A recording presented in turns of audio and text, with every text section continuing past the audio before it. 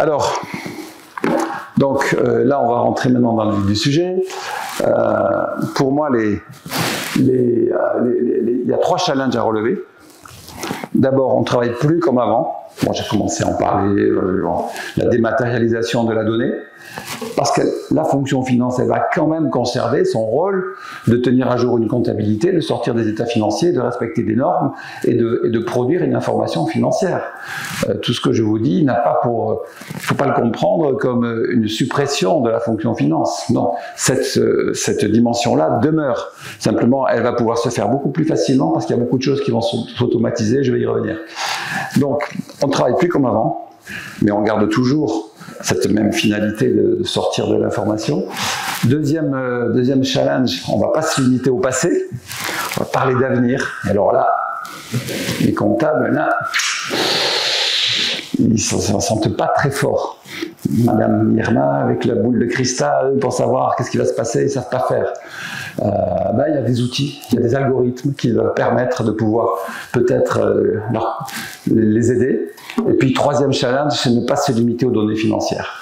Donc voilà les 3 orientations que je vous propose d'explorer un peu, en commençant par la première. Donc, travailler autrement. Alors, travailler autrement, suppression du travail manuel. Bon, je l'ai dit tout à l'heure, je ne vais pas m'éterniser là-dessus, mais trop de risques, d'erreurs, trop d'incertitudes, et puis c'est une sécurité pour tout le monde de dématérialiser les choses et donc d'automatiser les process. Alors, une fois qu'on a dit ça, après c'est le so what, on fait comment? Quels outils je choisis pour mettre en œuvre cette dématérialisation, pour recevoir mes factures fournisseurs par le biais de plateformes sur lesquelles je vais pouvoir récupérer de la data pour le mettre directement dans ma comptabilité. Comment je fais pour prendre l'extrait de banque de mon client, de mon compte bancaire, mon extrait ou mes opérations bancaires, même au jour le jour, pour venir les mettre directement dans la compta. Bon, vous devez faire ça, il y a des outils qui existent. Il faut faire le bon choix sur les outils, c'est tout. Mais à tous les niveaux, il faut chercher à voir comment automatiser les choses.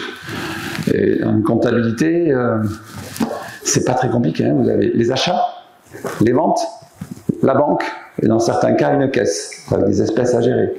Ça, c'est les 4 sources de la comptabilité. Après, vous avez les écritures diverses qui viennent compléter pour pouvoir établir des états financiers. Mais sur ces 4 sources-là, il faut automatiser. Il faut voir comment je peux intégrer un process qui me permet d'avoir une comptabilité automatisée. Donc ça, c'est impératif et c'est urgent. Si vous ne l'avez pas encore fait, faites-le. Vous avez des outils et c'est vraiment pas difficile. Donc on arrive à automatiser les choses. Alors qui dit automatiser demande quand même de la vérification, une surveillance, une supervision. La confiance n'empêche pas le contrôle, on dit. Donc, bon, il faut quand même voir ce qui se fait, parce que la machine peut aussi faire des erreurs. Et les outils que l'on voit, qui sont des outils d'ossérisation, pour reconnaître le fournisseur Dupont, on sait que c'est des fournitures de bureau, donc la facture elle part directement en fourniture de bureau. Oui, ok, sauf que dans la facture, j'avais aussi acheté du mobilier, que c'est une immobilisation, c'est pas une charge, donc il faut peut-être le traiter différemment. Donc il y a quand même besoin d'une intervention humaine pour faire une vérification, on va dire comme ça, mais en partant d'un traitement déjà automatisé en amont. Donc ça veut dire bien utiliser les outils qui existent, qui sont sur le marché, aller en chercher d'autres parce que des petits Zuckerberg, comme je disais tout à l'heure, il y en a plein dans des garages qui travaillent et qui ont réfléchi à faire. Donc il y a des tas de choses très intéressantes qui sortent sur le marché. Vous avez des startups qui conçoivent des produits très originaux, il faut les regarder. Donc ça veut dire une veille permanente sur ce qui se passe sur le marché et sur les propositions qui sont faites aux entreprises. Et donc dans ce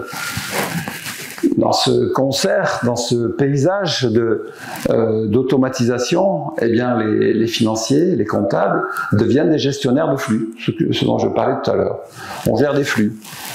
on gère, on ne laisse pas le flux se faire tout seul, on l'organise pour qu'il se fasse tout seul, mais on le surveille. Et on doit s'assurer de la qualité de l'information. Donc c'est pour ça qu'il y a quand même besoin d'une intervention humaine, il y a quand même besoin d'une compétence professionnelle et d'une formation. Et là, donc, bon, je dirais jamais assez cette règle des 4 points impératifs dans le cadre d'une automatisation. Il s'agit d'abord de capter la donnée, ensuite de la stocker, dans le cadre de ce stockage, de travailler la donnée, entre guillemets, de voir qu'est-ce qu'on peut en faire. Et à tous les échelons de ce process, il faut mettre de la sécurité. Il faut s'assurer de la qualité des produits, qu'ils soient exhaustifs, qu'il n'y ait pas de risque de fuite. Il faut surtout, quand je dis sécuriser, je parlerai tout à l'heure de la cybersécurité, s'assurer qu'il n'y ait pas de possibilité d'intrusion ou de déviation de l'information. Donc l'exhaustivité doit être une règle impérative, mais ce rôle de sécurité fait vraiment partie de la fonction finance aujourd'hui. Et il faut être très attentif. Le risque est général. Et ce ne sont pas que les grandes entreprises qui sont menacées par la cybersécurité. Les petites entreprises le sont aussi, d'où le rôle d'avoir le rôle à donner à quelqu'un en charge de la sécurité. Si ce n'est pas en interne, ça peut être externalisé. Je suppose que BDO doit proposer cette mission à ses clients. Il faut arriver à faire en sorte qu'il y ait des pare-feux partout. Et c'est pas parce que vous l'avez fait aujourd'hui que c'est valable demain. Parce que les hackers, ils sont en permanence en train de faire évoluer les systèmes et d'avoir de nouvelles formules et de nouvelles façons de rentrer dans votre système d'information. Donc c'est une mise à jour incessante. Donc la sécurité fait vraiment partie aujourd'hui des impératifs sur tout ce qui concerne la donnée. Ensuite, le stockage. Ce qui est formidable dans le stockage, c'est qu'il n'y a plus de limite aujourd'hui. On a des outils, on a des disques, et si les disques ne sont pas assez puissants, on le met sur le net, en mode SaaS, on externalise le stockage. Et là, c'est pareil, il faut voir avec qui vous le faites. Est-ce qu'il n'y a pas de risque de piratage de l'information, de risque de fuite, mais par contre, ce qui est formidable, c'est qu'il n'y a plus de limite. Et donc, c'est là où intervient la troisième phase, qui est le travail de ces données. Et l'intelligence artificielle peut avoir son rôle, c'est savoir comment relier les éléments. Comment les mettre en relation les unes avec les autres pour arriver à une conclusion. Et quand on parle d'intelligence artificielle, petite parenthèse, 30 secondes. C'est quoi l'intelligence? On dit de quelqu'un qu'il est très intelligent. Moi, je vais vous dire, il y a 2 composantes. La première, c'est une capacité de mémoire hors du commun. Les gens qui se disent très intelligents sont des gens qui vont pouvoir vous restituer une information qu'ils ont vue il y a 15 ans, ils ont rencontré un tel, une mémoire exceptionnelle. Ça, la machine peut le faire aujourd'hui. Il n'y a plus de limite dans la mémoire, ce que je vous disais tout à l'heure. Donc cette capacité de mémoire est fondamentale. C'est la base de ce qu'on va appeler l'intelligence. La deuxième composante, c'est la capacité à relier les données les unes avec les autres. Et donc quelqu'un qui est, on va dire, intelligent, va être quelqu'un qui va faire un rapprochement entre une information qu'il a dans son coin de son cerveau et une autre. Et rapprocher les deux pour en tirer une conclusion. C'est ce que fait l'intelligence artificielle. Les algorithmes qui pédalent et qui tournent en permanence pour relier les informations, d'abord ils vont répondre à une instruction qui va leur être donnée, mais après ils vont savoir le faire. Ça va tourner tout seul. Donc c'est pour ça qu'on dit qu'elle est artificielle. En amont de ça, il y a quand même des êtres humains et des cerveaux qui auront conçu le process, le produit, et qui vont sortir des chemins à suivre par la machine. Donc ce travail, il est intéressant. Pourquoi? Parce que on va pouvoir dorénavant sortir autre chose que ce que l'on a toujours sorti, c'est-à-dire le compte qui enregistre les frais de déplacement. À la fin de l'année, il va vous donner le total des frais de déplacement des collaborateurs, ou par secteur d'activité, ou que sais-je. Bon, mais ça, c'est le b.a.-ba, c'est rien du tout. Par contre, relier cette donnée-là à un chiffre d'affaires pour savoir s'il y a un lien entre les frais de déplacement des commerciaux et le chiffre d'affaires qu'ils auront fait, autrement dit, pour pouvoir identifier le périmètre d'achalandise de l'entreprise, on va se rendre compte que, peut-être par ce biais, qu'il y a une bonne raison de développer une action commerciale sur une région plus qu'une autre. Enfin, je dis n'importe quoi là. Mais le mixage des données peut aller très loin. Et c'est là où il faut s'y mettre pour voir qu'est-ce qu'on peut en attendre. Et puis la restitution.